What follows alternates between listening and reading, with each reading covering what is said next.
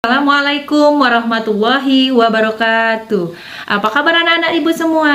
Harapan ibu Rita, semoga kalian semua selalu dalam keadaan sehat walafiat dan dalam lindungan Allah Subhanahu wa taala.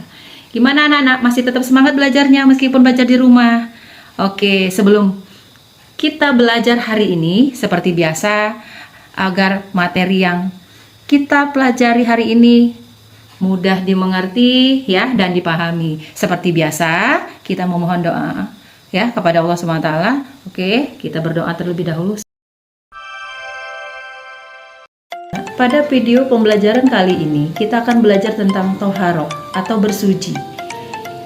Dalam agama Islam, kita sebagai muslim harus menjaga kebersihan. Karena kebersihan adalah sebagian dari iman. Nah, anak-anak, menjaga kebersihan itu sangat penting. Adalah hadis Rasulullah Shallallahu Alaihi Wasallam, bersuci merupakan sebagian dari iman. Sebelum beribadah kepada Allah Subhanahu Wa Taala, kita harus dalam keadaan suci dan bersih agar ibadah kita diterima Allah Subhanahu Wa Taala. Anak-anak, perlu kita ketahui, bersuci dalam agama Islam disebut toharoh. Toharoh artinya menghilangkan hadas dan najis. Anak-anak, adakah yang tahu arti hadas itu apa? Kali ini ibu akan menjelaskan arti hadas. Hadas adalah keadaan yang tidak suci pada diri seorang muslim. Hadas itu terbagi menjadi dua, hadas kecil dan hadas besar. Contohnya, buang air besar, buang air kecil, buang angin atau kentut. Bagaimana cara kita mensucikan dari hadas kecil? Tentunya kita harus bersihkan dari hadas kecil itu yaitu dengan cara berwudu atau tayamum bila tidak ada air. Itu tadi hadas kecil. Nah, sedangkan hadas besar contohnya seperti mimpi basah bagi laki-laki dan haid bagi perempuan. Cara bersuci dari hadas besar yang dilakukan adalah dengan cara mandi wajib. Nah, anak-anak, selain kita suci dari hadas, kita juga harus suci dari najis. Umat muslim ketika beribadah kepada Allah Subhanahu wa taala harus terhindar dari yang namanya najis. Ibu akan menjelaskan apa itu najis. Najis adalah kotoran yang dapat menghalangi kita untuk beribadah kepada Allah Subhanahu wa taala.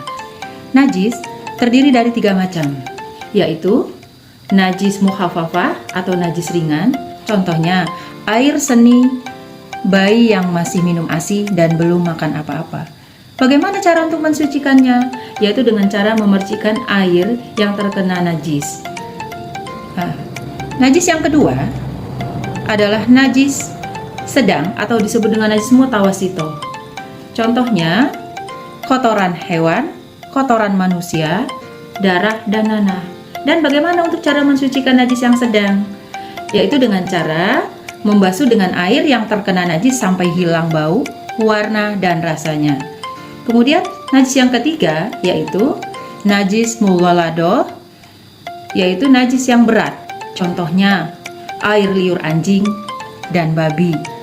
Bagaimana cara mensucikan najis yang berat atau najis mughaladoh? Yaitu dengan cara membasuh dengan air sebanyak 7 kali, salah satunya dicampur dengan tanah. Baiklah anak-anak, itulah tadi penjelasan tentang hadas dan najis. Hadas terbagi menjadi 2, hadas kecil dan hadas besar. Sedangkan najis itu terbagi menjadi 3, najis mukhafafah, najis mutawasitoh, dan najis mughaladoh. Nah, semoga anak-anak dapat mengerti ya yang ibu jelaskan kali ini, yaitu tentang taharah atau bersuci. Selanjutnya, yaitu anak-anak setelah kita belajar tentang taharah ini, artinya untuk bersuci kita menggunakan air. Tentunya air itu harus air yang suci. Air apa saja yang dikatakan bisa untuk bersuci atau untuk kita berwudu? Ya, yaitu contohnya air sumur, air hujan, air sungai, air salju, dan lain-lain. Selain itu juga ada benda-benda lain yang bisa digunakan seperti batu, kayu, daun, tisu, dan debu. Nah, anak-anak, setelah kita mempelajari materi tentang toharoh, tentunya karena toharoh itu artinya tadi bersuci, artinya membersihkan diri, bisa kita melaksanakan ibadah ya kepada Allah Subhanahu wa taala. Tentunya ada manfaatnya. Manfaat bersuci itu apa? Yaitu di sini ada 5 manfaatnya ya. Yang pertama yaitu kita terhindar dari penyakit. Jadi kita bisa sehat ya karena bersih itu tadi. Yang kedua yaitu badan kita menjadi bersih, jadi terhindar dari bau. Kemudian yang ketiga, kita dapat melaksanakan ibadah. Yang keempat tentunya kita selalu disayang oleh Allah Subhanahu wa taala dan Rasul-Nya. Dan yang kelima, mendapatkan pahala. Baiklah anak-anak, sekian video kita kali ini. Semoga materi yang Ibu sampaikan dapat kalian mengerti dan pahami. Dan Ibu akhiri, Assalamualaikum warahmatullahi wabarakatuh.